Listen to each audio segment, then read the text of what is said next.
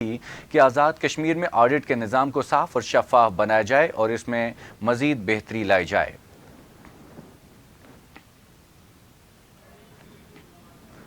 ناظرین، سال 2024 کو انسداد منشیات کے طور پر مناتے ہوئے راولاکوٹ پولیس کا منشیات فروشوں کے خلاف گرینڈ آپریشن منشیات فروشوں کا نیٹ ورک گرفتار۔ راولاکوٹ پولیس نے ابتدائی 2 ماہ میں ضلع پونچھ میں قائم مختلف پولیس اسٹیشنز میں متعدد کارروائیوں کے دوران مجموعی طور پر منشیات فروشوں کے خلاف 20 مقدمات درج کرتے ہوئے 23 ملزمان کو گرفتار کیا، جن کے پاس سے بھاری مقدار میں منشیات برآمد کی گئی، جبکہ اسلحہ کے کل 12 مقدمات میں 13 ملزمان کو گرفتار کیا گیا، جن کے قبضہ سے بڑی تعداد میں اسلحہ برآمد کیا گیا۔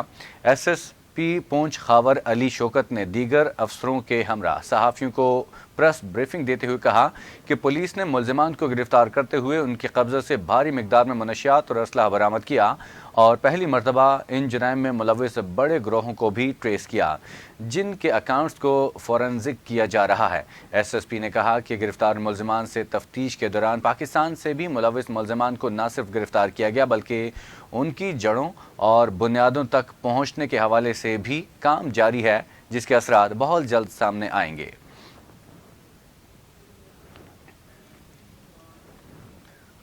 تحصیل پٹھاکہ میں خود سوزی کا افسوسناک واقعہ۔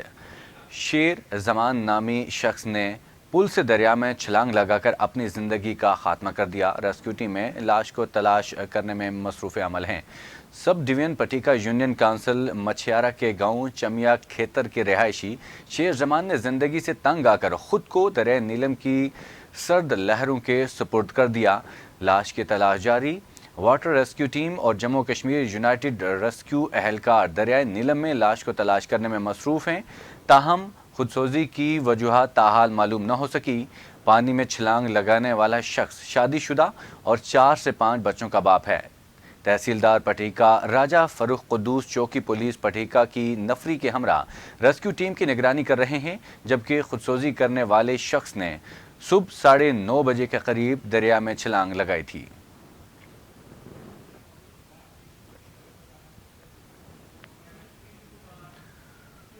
حکومت آزاد جموں و کشمیر کی طرف سے زیتون کی کاشت اور فروغ کے لیے دوسرے مرحلے کا آغاز۔ محکمہ زراعت کے مراکز پر ہزاروں پودوں کی سبسڈی پر تقسیم کا عمل جاری۔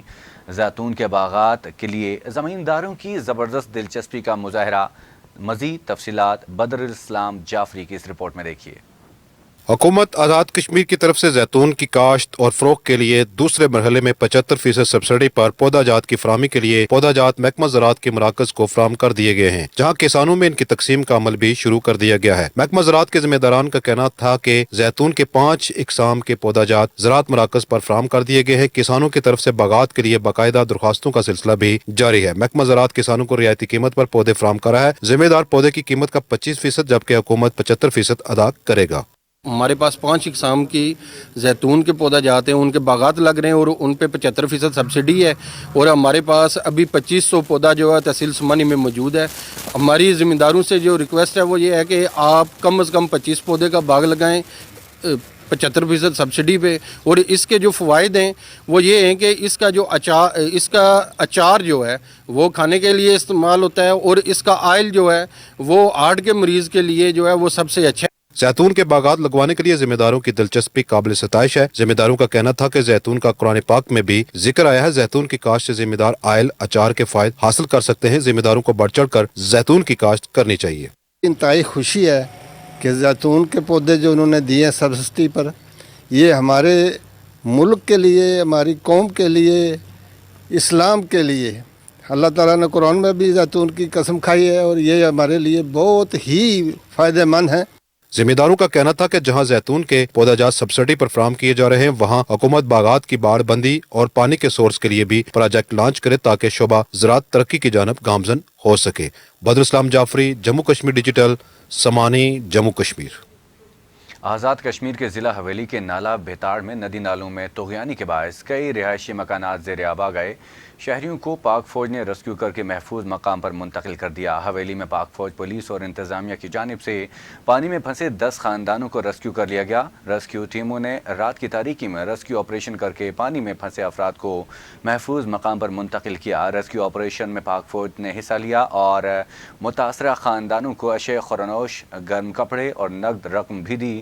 حالیہ بارش اور برفباری کے بعد نالہ بیتاڑ سمیت دیگر نالوں میں پانی کے بہاؤ میں اضافہ ہو گیا تھا، جس کے باعث لوگوں کو مشکلات کا سامنا کرنا پڑا ہے۔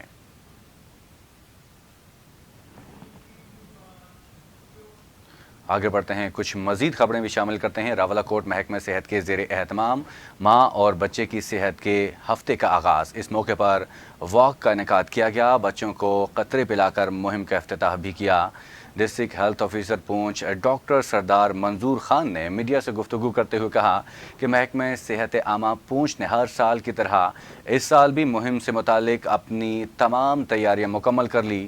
ماں اور بچے کی صحت کے ہفتے کے دوران بھرپور خدمات سر انجام دی جائیں گی۔ انہوں نے کہا کہ اس مقصد کے لیے ضلع بھر میں 300 سے زائد لیڈی ہیلتھ ورکرز پر مشتمل ٹیم اپنے فرائض سر انجام دے گی۔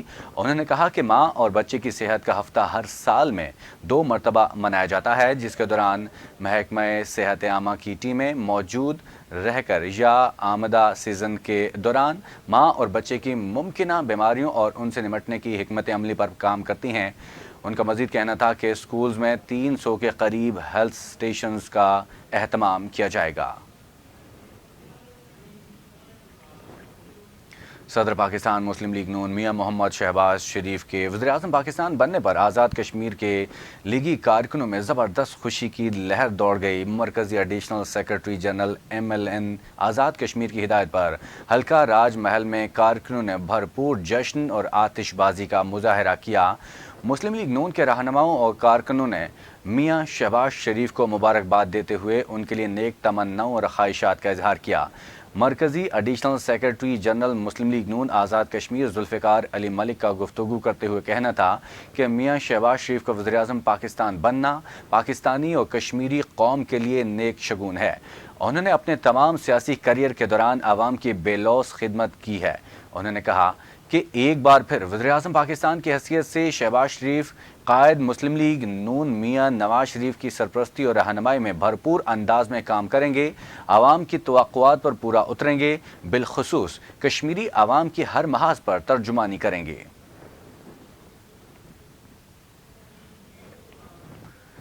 ناظرین، سماہانی سیز فائر لائن کے گاؤں کہاولیاں میں کہاولیاں سپر لیگ کرکٹ ٹورنامنٹ اختتام پذیر۔ فائنل میچ جنون کرکٹ کلب کہاولیاں اور فرحان کرکٹ کلب بنڈالہ کے درمیان کھیلا گیا۔ دلچسپ اور سنسنی خیز مقابلے کے بعد final match Farhan cricket club Bandala نے اپنے نام کیا۔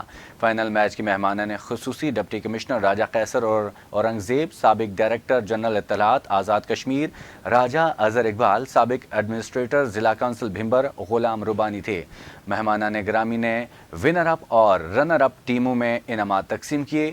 تقریب سے خطاب کرتے ہوئے مقررین نے کہا کہ کہاولیاں سپر لیگ کی کامیابی پر انتظامیہ، لیگ اور کھلاڑیوں کو مبارکباد پیش کرتے ہیں۔ فائنل میچ میں دونوں ٹیموں نے زبردست کھیل کا مظاہرہ کیا۔ وادی سماہانی میں نوجوانوں کی صحت مند سرگرمیاں قابل تحسین ہیں۔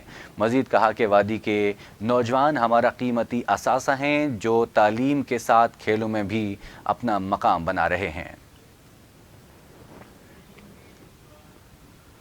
پاک آئی کیئر اسپین کی طرف سے یورپین کرکٹ سیریز 2024 کی چیمپئن ٹیم نے اعزاز میں استقبال کیا۔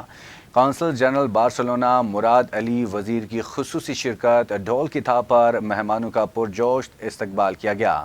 پاک آئی کیئر کے عمران ملک کی جانب سے چیمپئن ٹیم پاک بارسلونا کے اعزاز میں pride of Pakistan and Spain award 2024 کا انعقاد کیا گیا۔ عمران ملک نے اسپین میں کرکٹ کے فروغ کے لیے خدمات سر انجام دینے والوں کو خراج تحسین پیش کیا اور سید ذوالقرنین شاہ کو پاک آئی کیئر کرکٹ کلب کا مینیجر مقرر کیا۔ کیا۔